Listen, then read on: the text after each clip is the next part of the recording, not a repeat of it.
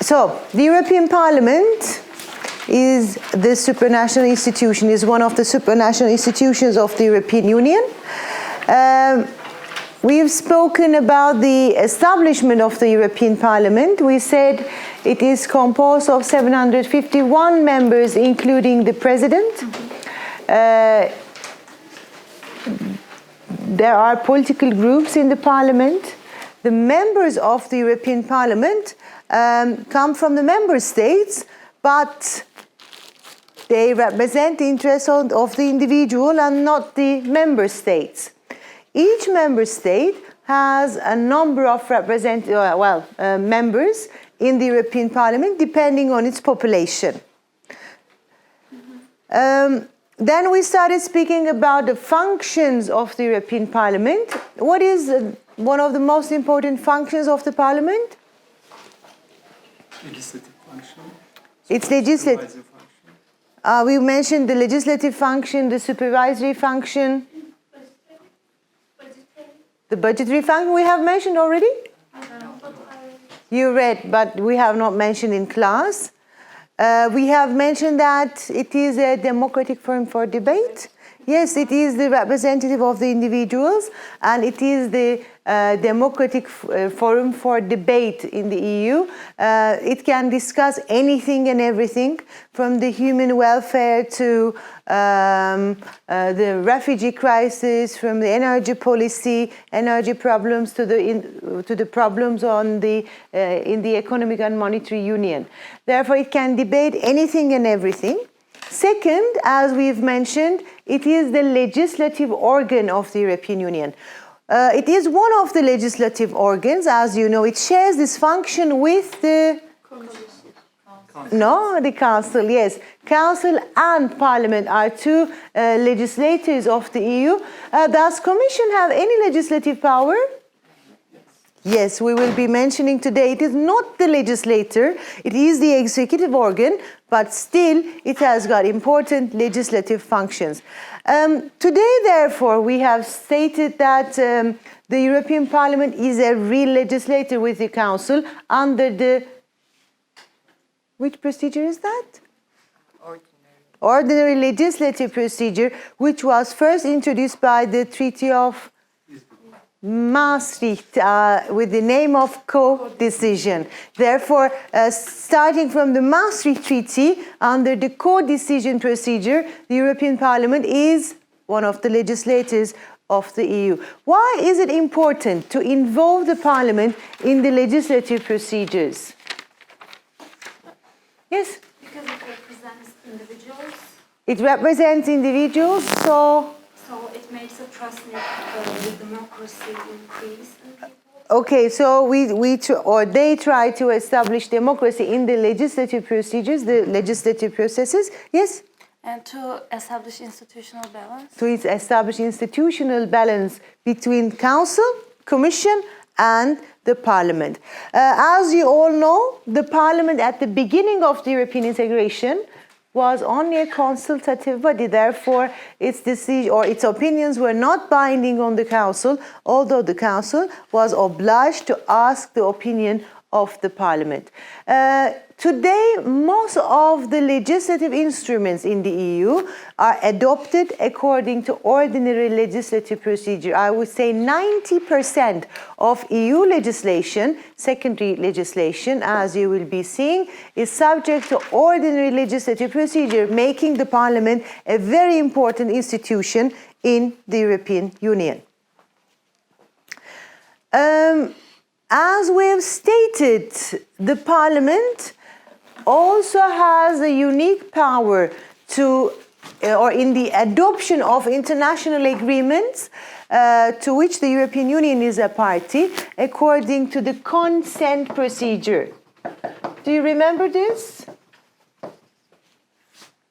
We have spoken about this as regards the Single European Act as the assent procedure in Turkish. Onay usulü. This procedure gives the Parliament the power to veto international agreements, such as association agreements with the third countries. An association agreement in Turkish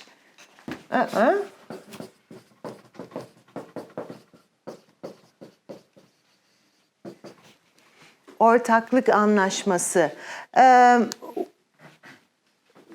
As you know, Turkey is a party to the association agreement with the European Union, Ankara Agreement of 1964, to establish a customs union and to integrate the relations between these two parties. We also have an association agreement with the European Union, then the European Economic Community. So the legislative functions are very important. Secondly, we have mentioned the supervisory powers, the supervisory functions of the parliament. Can you remind me the supervisory functions of the parliament? Yes, Eylül? They choose the president of the council. The No? commission? Commission. Right. They choose the president of the What do we mean when we say supervisory powers of the parliament? They supervise their... Yes, let's put it in another way. Yes, supervise or? Checks and balances. This is a part of the system of checks and balances, it is true. What do we want to say here by supervising, Deniz? I mean, they monitor the commission. They control the work of commission, the aspirations of... Exactly. The European Parliament has this power to supervise, to control some other institutions of the EU, including the Commission, for example. It elects the President of the European Commission. What else? Yes? They can approve the commission as a whole. Yes. Dismiss it by 2/3 of the votes. Yes, the vote of censure. The Parliament, therefore, can appoint the European Commission as a whole and can dismiss it with a vote of censure by the 2/3 majority of its members. As we stated, it also has this power on the European Ombudsman by appointing this person, institution as well. Then we have the budgetary powers of the European Parliament. Like legislative powers, the budgetary powers of the European Parliament have been increasing since the EEC Treaty. Today, it shares the function to adopt the EU budget with the Council, like the one in legislation, under a similar procedure to ordinary legislative procedure. Therefore, it also has an equal say with the Council under the budgetary procedure. And it has got the last say on the EU budget today, since the Treaty of Lisbon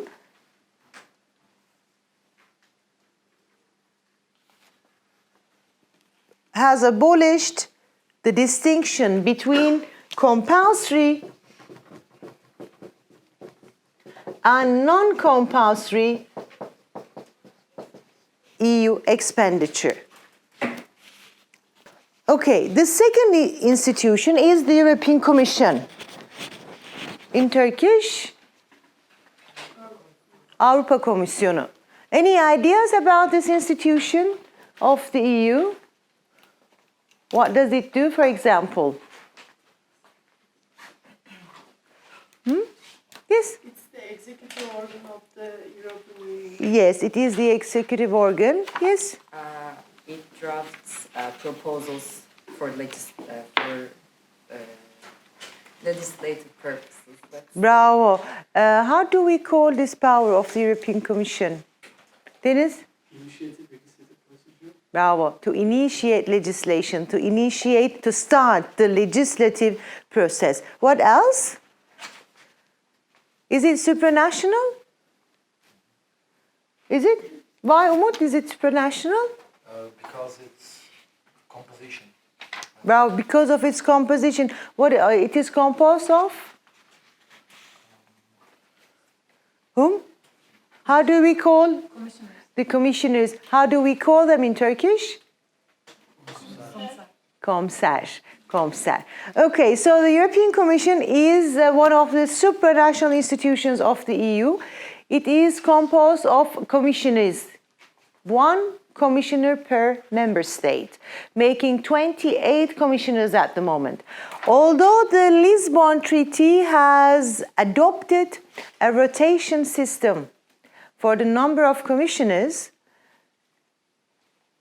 meaning that the number of commissioners will be equal to the 2/3 of the member states. This has not been the thing in practice. They have not started to apply it yet. Therefore, still, there is one commissioner per member state.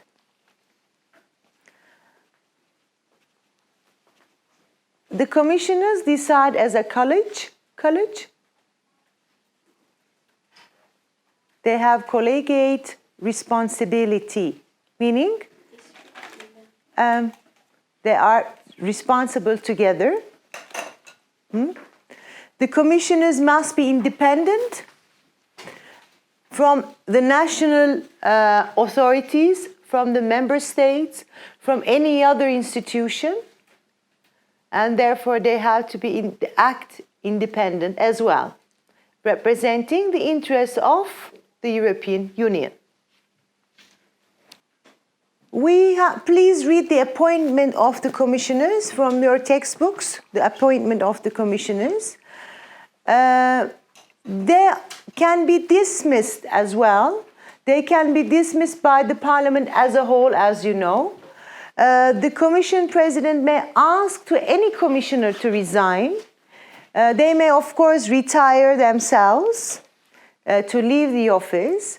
And sometimes the European Court of Justice may decide that a commissioner must retire.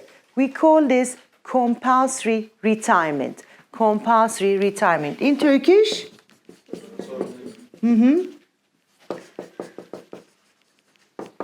As we have mentioned, the commissioners must be independent. They must act independent as well. However, if a commissioner no longer fulfills his or her obligations under the treaties, or if he has been found guilty because of a serious misconduct, then on the application of the Council or the Parliament, the Court of Justice may decide for his compulsory retirement.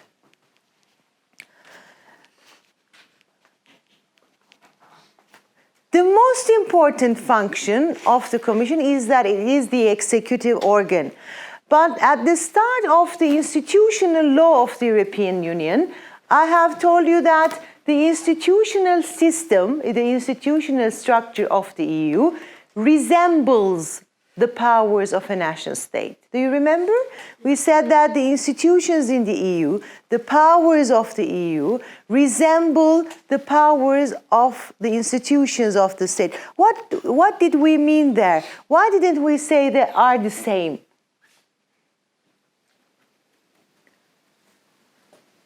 Yes, Deniz? We have separation of powers here, for example, Court of Justice of European Union has a judicial power.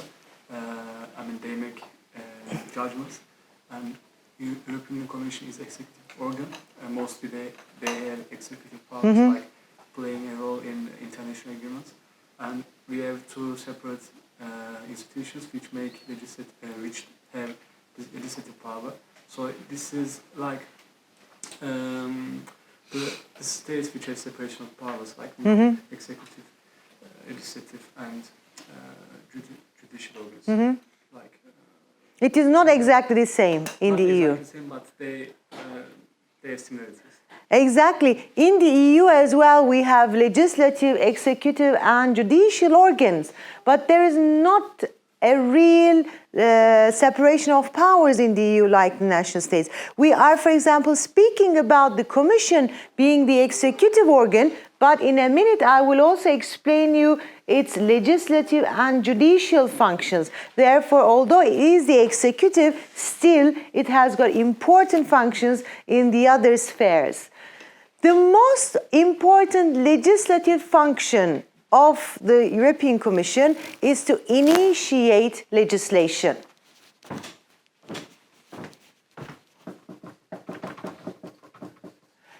This means that it is the institution, this is also called as a right of initiative, the right of initiative, that it starts the legislative process by preparing draft proposals to be sent to the Council and to the Parliament. For example, a draft regulation or a draft directive is prepared by the European Commission, then is sent to the Council and to the Parliament for adoption as two legislative organs. Yes? So if it's not initiated in the Commission, then the Parliament nor the Council can't by themselves initiate the subject? They can't prepare the proposals themselves. They can ask the Commission to prepare a proposal. It's like a formal question or a formal... No. They can just say that there is a need in the European Union. Why don't you prepare? It is the same for the European Council. The European Council may also ask to the Commission to prepare a proposal. All right? Have you heard about the European Citizens Initiative? What is that? The 10 million vote, right? Yes? They can apply for a new legislation from the Parliament, no, from the Commission. They can collect 1 million votes. 1 million citizens may decide may propose for a legislative instrument in the EU. This is brought by the Treaty of Lisbon as well, but as far as the institutions are concerned, it is only the European Commission. All right? Linked to this power of the European Commission, it also prepares the annual legislative plan. Annual? You look.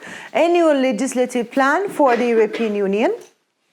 And it also prepares or develops general policy strategies for the EU. Can I ask something? What does white paper mean? Okay. White papers and green papers are instruments of EU law. We will not be dealing with that.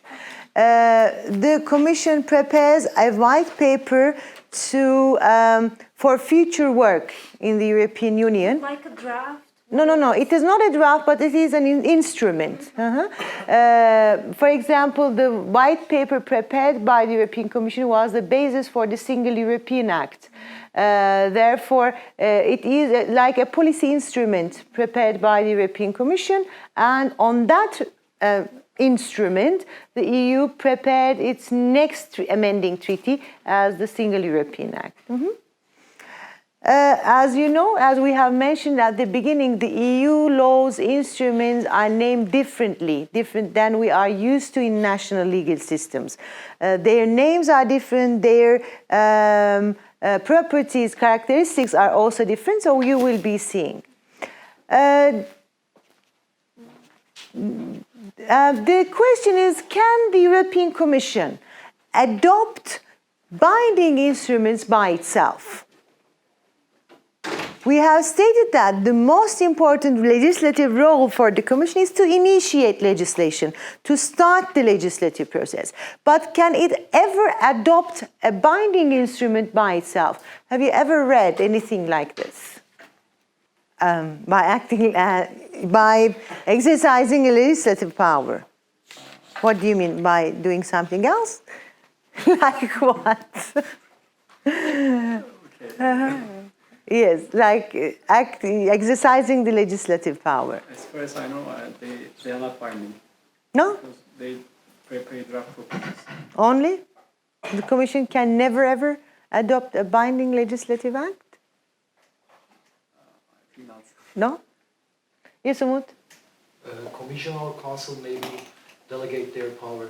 Not commission. Parliament. Yes.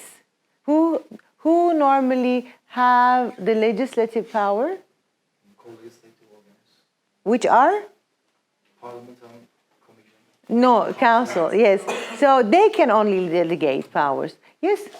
But I read in the book here, it says, and it sounds really interesting, enacting EU norms without the formal involvement of any other EU Yes, institution. yes. Very limited. This is what we will be speaking about. In very limited areas where the treaty so provides, the European Commission may also adopt legislative instruments like directives. But this is very exceptional, but still the founding treaties provide for such a power for the European Commission as well. The Commission also exercises delegated legislative power. This is what I wanted to ask. Delegated legislative power. What would that mean?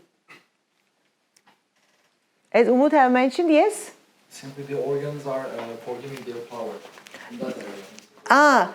The legislative organs, that is to say the Council and the Parliament, having the legislative powers, delegates their legislative power to the European Commission in certain areas, or they may delegate their legislative power to the European Commission. Why would they do that? Yes, Deniz? I mean, to make things faster, because we need that as well in our states, for example. In our state, I mean, in the world. For example, when we as government, all system, which was parliamentary democracy. For example, parliament used to give its power to government, and they used to, make laws and make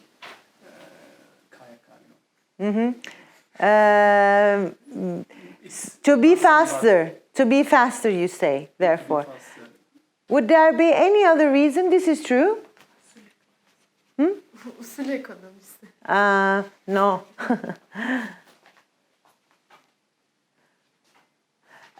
Yes, Umut? Maybe in some technical areas they may think that Commission is more capable of giving decisions. Exactly. There are two main reasons to delegate legislative power to the European Commission. In certain areas, you need to adopt or amend legislative instruments very fast. For example, in the area of agriculture policy, you have to be quick. If you follow the ordinary legislative procedures, here I don't use it in its technical meaning, but normal legislative procedures, this would take a very long time to find a compromise between the Parliament and the Council. It will be a very long time. So in such areas, regarding such areas, the Council and the Parliament make a regulation, usually a regulation. In Turkish regulation, düzenleme diyeni atacağım şimdi camdan. Evet. Tüzük. In the European Union law, it is always tüzük in Turkish, not düzenleme.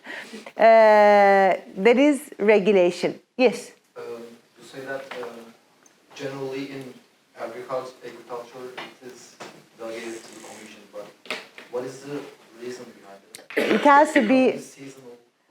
Yes, you need to adopt the common agriculture policy is subject to changes very often in the European Union. Therefore, you need to be quick to adopt certain legislation. You need to adopt more than one legislation in one period as well. Therefore, you have to be quick.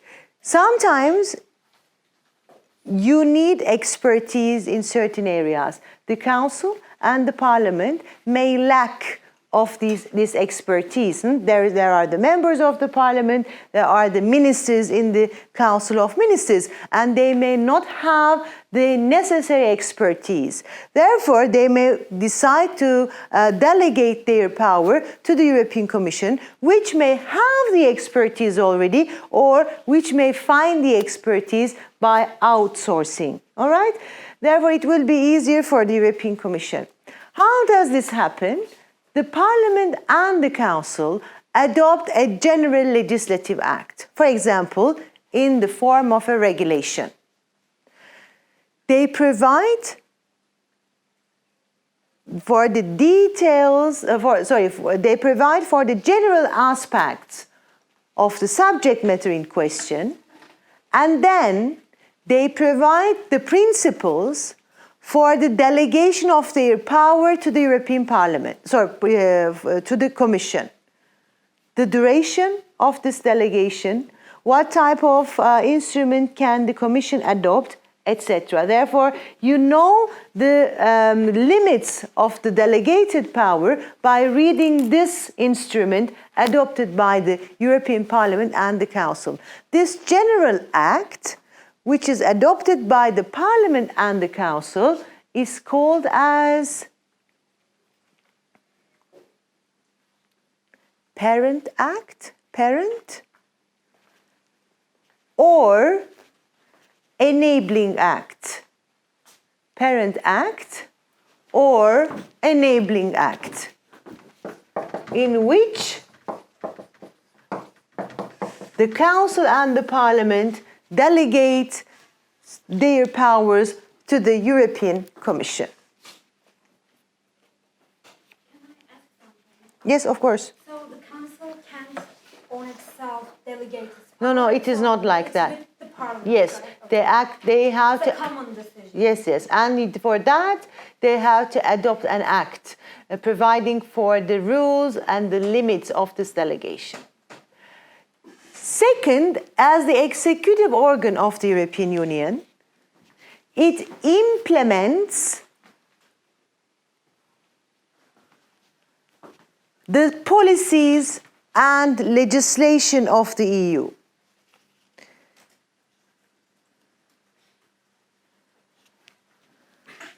But of course, it cannot implement the EU law in the member states by itself.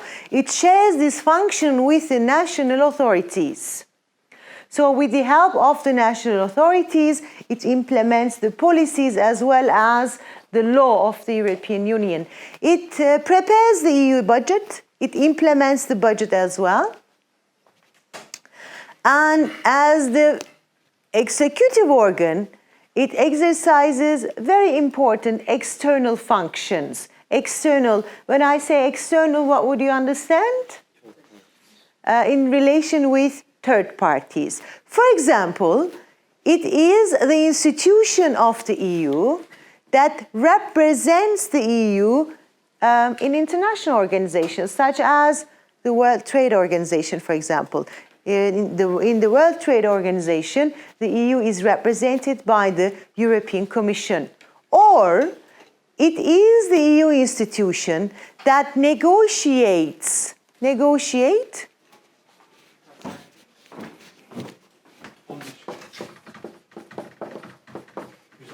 Müzakere. It is the EU institution that negotiates the international agreements with the third parties, with the third countries, or with international organizations. Therefore, on behalf of the European Union, it is the European Commission that negotiates the international agreements with third countries, for example, with Japan, or with Turkey, or with international organizations, for example, with the World Health Organization.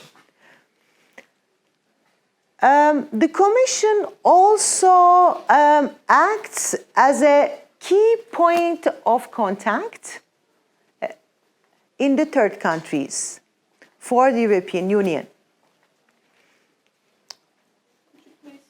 The Commission also acts as a key point of contact in the third countries on behalf of the European Union, meaning in the third countries, it is the European Commission that represents the European Union. There is a Commission delegation in Turkey. Do you know that? Yes. Where is it? I mean, there's a EU delegation. You mean that? I mean, Yes, the EU delegation in Turkey. Yes, I mean, which is... Where is it? It is in, I mean... Where is it? Is it here at Bilkent? No, it is in... No, this is it the European EU delegation? I am very happy asking this question every year. Huh? Avrupa Birliği Başkanlığı değil. Is it that? Bu değil yok. Yani EU delegation... Where is the EU delegation in Turkey? The Commission delegation to Turkey, which is represented by the European Commission. Good. Okay. The institutions that exist next to Bilkent are not the EU institutions. Okay. It used to be Avrupa Birliği Bakanlığı, the Ministry of European Union. This was a Turkish institution, not an EU institution. Okay. Today, again, it exists there next to the Bilkent Bridge. It is the General Secretariat for the EU Affairs. Again, it is not European Union institution. It is a Turkish institution monitoring our relations with the European Union, but from a Turkish side. Okay? Now, where is the EU delegation then? Yes, it is in Ankara. Exactly. It is on Uğur Mumcu Caddesi. It is an EU institution. It is like an embassy. There is an ambassador. There is an ambassador, Christian Berger, who is now acting as the ambassador in Turkey on behalf of the European Union. It is therefore the institution that monitors Turkey from the EU's point of view. All right? Yes. Is there always like this delegation in every third country? Yeah. We are very special. You know, we've been candidate country for years now. Therefore, yes, of course, there is a contact point in Turkey. But yes, in the third countries as well, like having embassies, the EU may prefer to have delegations. All right? Okay, any questions so far? Then we move, before moving to the judicial powers of the European Commission, lastly, as an external power, it is the EU institution that writes the first report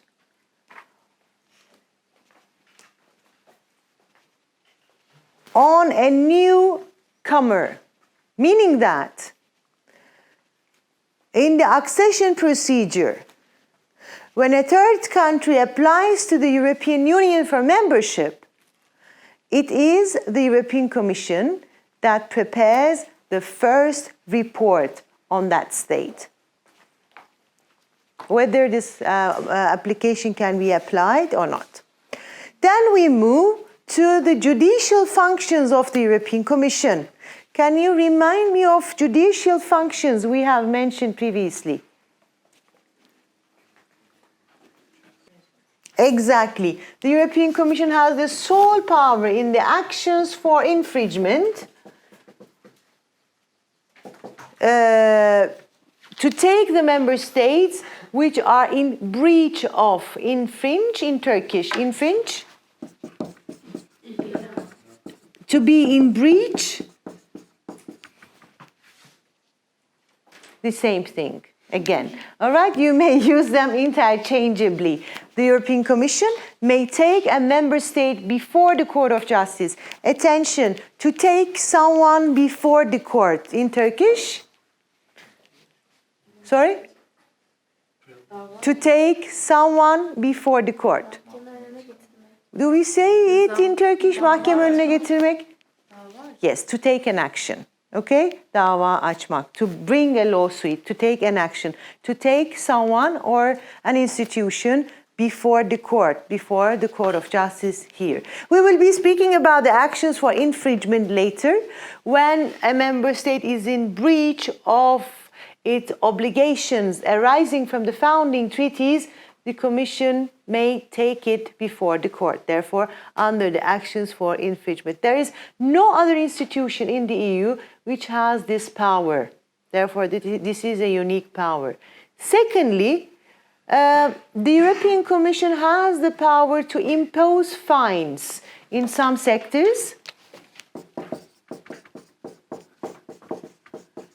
such as competition.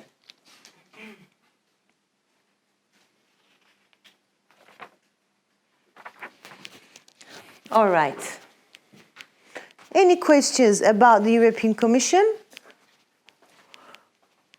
Okay, let's move to the Council of the European Union. The Council of the European Union, yes. I was going to ask, when you talked about the separation of power, you said that it's not a complete separation of As power. we understand, Yes. in the national legal systems. Yes, but I didn't get why. Because, for example, the Commission as the executive organ has important legislative and judicial functions too, all right? When we speak about a real separation of powers, we understand that courts, legislative organs, and the executive organ cannot be involved in the process of each other. Do you know what I mean? Yeah. In the European Union, the separation of powers is real for the courts. Okay. The court is separate from other institutions, but the other institutions, for example, two legislative organs together, okay? And then an executive organ having both legislative and judicial functions. Yes? Is the Center Commission important? Sorry? The Center, it's downfall of the Center Commission. Santer Commission, yes. No, well, as an example, you will read it from the books. This is an example whether the vote of censure was possible of the European Commission by the European Parliament. Yes, it is as an example for the vote of censure. Because it had a very dramatic effect, the Commission resigning and all. This is about supervisory power of the European Parliament, yes. This is the only example in the EU's history where the Parliament really was about to dismiss the Commission as a whole. Council of the EU or Council of Ministers or the Council. There is always this question with the name of this institution. Some call it the Council, some call it the Council of the EU, some call it Council of Ministers. But we always refer to the same institution, which is the legislative organ of the European Union, which has been the legislative organ since the beginning of the European integration. Now it shares this function with the Parliament. When I say Council in class, I always mean Council of Ministers. There is another council in the EU, which is the European Council. We do not deal with it now. I will be dealing with afterwards. Then we have Council of Europe, bravo, which is not in the EU. Therefore, we do not deal with Council of Europe. But too many councils in the European continent. Council of Ministers is composed of ministers coming from the member states, one minister per member state, depending on the council configuration. Council configuration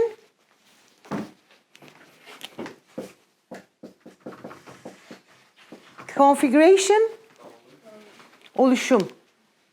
Depending on the subject matter, it means. When, for example, the issue is about economy, it will be the economy ministers coming from the member states. If it's about finance, then the finance ministers would come. If it's about environment issues, then the environment ministers would come. If it's about foreign policy, then the foreign ministers would come. If it's about, again, general affairs, again, the foreign ministers would come. Therefore, although we always say Council of Ministers, it is not always the same institution, meaning that its composition may change depending on the subject matter of that council meeting.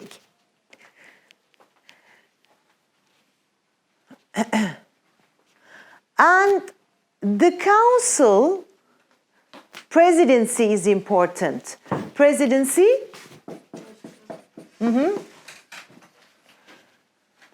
The council meetings, other than the Foreign Affairs Council in Turkish, Dışişleri Konseyi, other than the Foreign Affairs Council, are chaired by a troika. Troika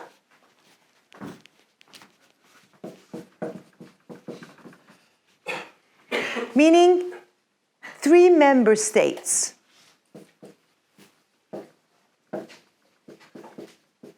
The council meetings, other than the Foreign Affairs Council, are chaired by a troika for an 18-month period. In reality, however, each of these 3 member states chairs the council meetings for a 6-month period. So think about 3 member states acting as a troika. One of each member state will be chairing the meetings for a 6-month period. This is provided as such as a troika to provide continuation in the work of the Council of Ministers. Okay? So one is the acting president, but the other member states of the troika are helping the acting one. So to provide continuation in the work of the Council of Ministers, the troika was provided.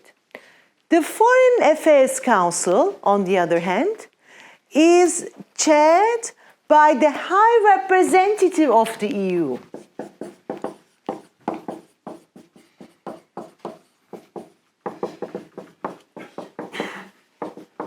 The High Representative of the EU for Foreign Affairs and Security Policy in Turkish, Dışişleri ve Güvenlik Politikası Yüksek Temsilcisi. Do you remember that under the draft constitutional treaty, this post was provided as the foreign minister. Therefore, High Representative is the one that chairs the Foreign Affairs Council. Because it is a she at the moment. It was a she before as well. So 2 high representatives in the EU were female since the enacting of this provision in the Lisbon Treaty. She chairs the council, the Foreign Affairs Council, and secondly, she has another post, very important. She is one of the vice presidents of the Commission. She is one of the vice presidents of the European Commission. Okay, within the Council of Ministers, there are many working groups. Working group in Turkish? Çalışma grubu. When the European Commission prepares a draft and sends it to the Council of Ministers, the draft does not come before the ministers right away. It first comes before one of the working groups in the Council. After dealt by those working groups, one of the working groups, it comes to Coreper, which is the most senior working group in the Council of Ministers. It is the most senior working group in the Council of Ministers. It is important to know COREPER as of terminology.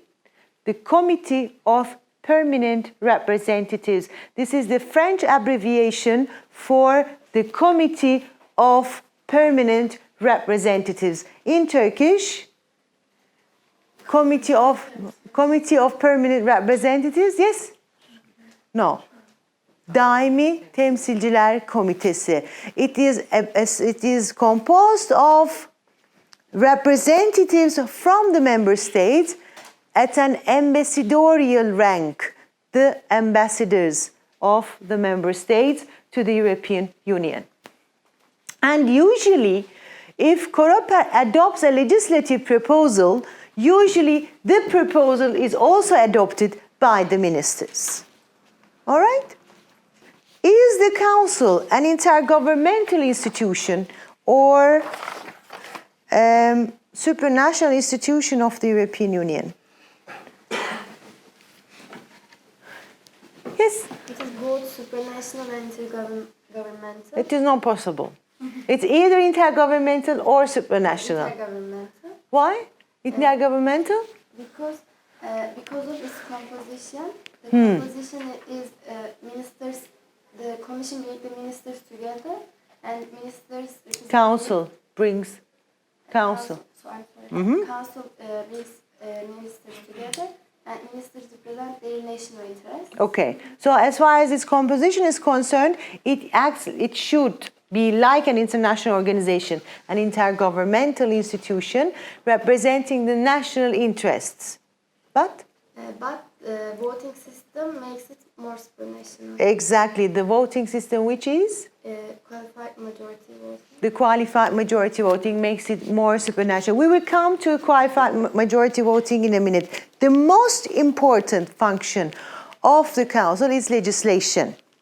To adopt binding legislation with the European Parliament. Let's give a 10 minutes break and then continue.